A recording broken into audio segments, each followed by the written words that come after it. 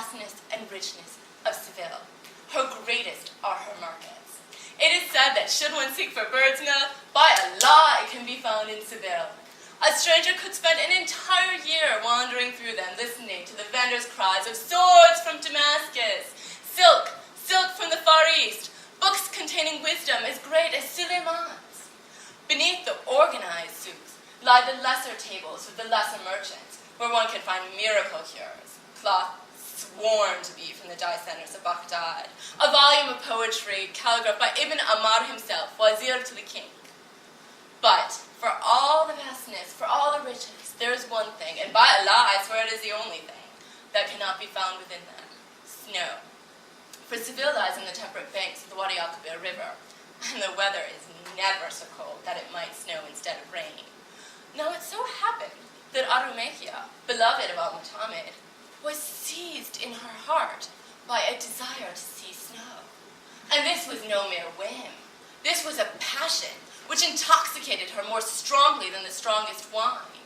Every day she would descend to the astrologers and the learned men to see if the weather might strangely plummet to grant her wish. And every day the answer remained the same: no. Music lost its power to charm her. The finest foods tasted like ash. Every night, every day, she would pace back and forth on her balcony, staring at the countryside, dreaming of it covered in white. Ar-Rumaikiya was as beautiful as Zuleika, as wise as Balkis, as dazzling a spinner of tales as Scheherazade. Al-Mutamid's heart was wholly lost to her. He could not bear to see her face, once as full as the moon, wane to a crescent. One night he came to her.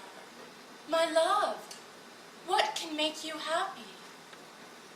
And she sighed and lingered against the balcony, like a flower in need of water. "There is nothing which I continue to desire. I am burned by a flame, and I must burn on until snow falls upon it and extinguishes the blaze." "But, my love, the air is too warm. It will never snow in Seville." "I know. And so I fear I must burn until I am burnt to ash." And again she sighed. And Al-Mutamid thought the world should not be so cruel as to allow a sigh of such sadness to pass lips as honey-sweet as Ar-Rumaikiya's. "My dearest, whom I love more than life or kingdom, I swear to you by Allah and by Muhammad who is his prophet, that I will make it snow for you, or I will allow Seville to fall into the hands of the unbelievers in the north." And Ar-Rumaikiya's eyes grew wide. "You cannot make it snow, and I would not see Seville in such unworthy hands." But Al-Mutamid merely smiled. "I will make it snow, or I am no fit king to rule the greatest city in Al-Andalus." And he left. Ar-Rumaikiya continued her pacing, but her heart was stricken with new worry. She wondered if she might see the Christians rising in the north from their cold stone fortresses, mounting their horses and riding to answer the summons of Al-Mutamid's vow. She knelt and prayed, "Oh Allah, please do not punish the men and women of Seville for my rashness." But the air remained clear, the weather warm, until at last exhaustion forced her to bed. When she awoke, still the weather had not chilled. She went to the balcony, and Al-Mutamid was there. He smiled and gestured to her. "But the air is as warm as ever." And he smiled and gestured her again. She went to the balcony's edge and exclaimed, "Strange and mysterious are the ways of Allah, but never, I think, have they been as mysterious as this." For there, before her, lay the countryside, blanketed in a coat of pure white snow. After he had left her yesterday evening, Al-Mutamid had wasted no time. He gathered Ibn Ammar, his wazir, and they in turn gathered their servants, who gathered an entire country's worth of almond trees in bloom. When the wind blew, it shook the white blossoms free in a gentle snowfall. "More blessed am I than any other woman born, for not only am I privileged to know the greatest king in Al-Andalus, but I am privileged to be loved by him."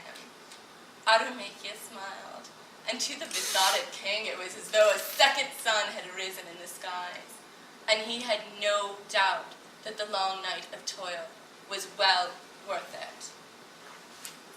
I did not know what the road would lead me to, but I walked down it.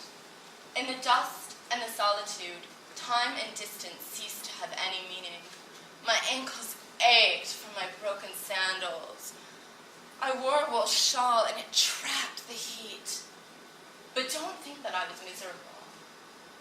It is not true to say I was unaware of the heat, but it somehow combined with my aching ankles, with my uncertainty about an endpoint, to produce a feeling of transcendence. I was given a rare gift. My suffering had purpose.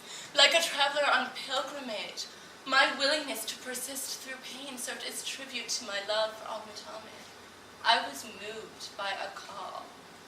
And in this state I walked, until finally I emerged in a clearing that I knew must be my destination.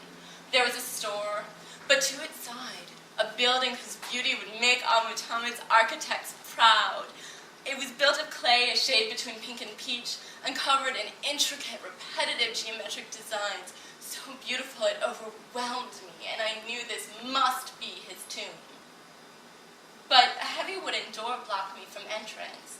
It was large enough there must be an inside to tour, but there was no one to let me in. I knew little of Moroccan funerary traditions. Perhaps I was just supposed to give an offering and leave. But before I could do that, a man appeared. I realized he must be the owner of the store, and somehow he was able to make me understand that he would fetch the caretaker to let me in. I smiled and said, "Shukran, thank you." "Inti Misriya? Are you Egyptian?" he asked. "La, ana Ar-Rumaikiya." "No, I'm American." He was not the first Moroccan to ask me if I was of Arabic descent. Usually the question came after hearing my name, which many didn't realize was a common Jewish name, as well as a common Muslim one. This time, I realized it was my shawl's pattern of gold acanthus leaves that deceived him. But there was something much more unsettling about being mistaken for Arab in the empty square of Ahmad. It was as though the sun and the journey had combined to transform me into someone other than who I am.